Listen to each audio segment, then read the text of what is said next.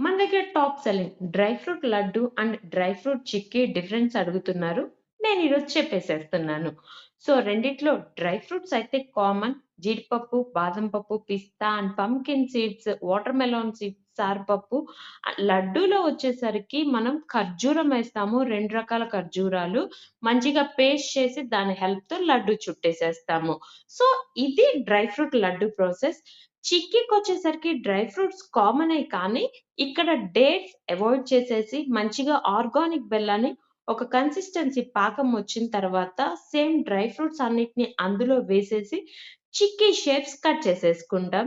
రెండిట్లో dry fruits అన్నీ common. ఒక దాంట్లో కట్ చేసి రోస్ట్ చేస్తాము. అండ్ చిక్కీలో కట్ చేయము. డైరెక్ట్‌గా పప్పులన్నీ అలానే రోస్ట్ చేసి వేస్తాము. సో ఏదైనా సరే రోజుకి ఒకటి తింటే ఫుల్ హెల్తీ. టేస్ట్‌కి టేస్ట్, హెల్త్‌కి హెల్త్. సో వెంటనే ఆర్డర్ ప్లేస్ చేసుకోండి.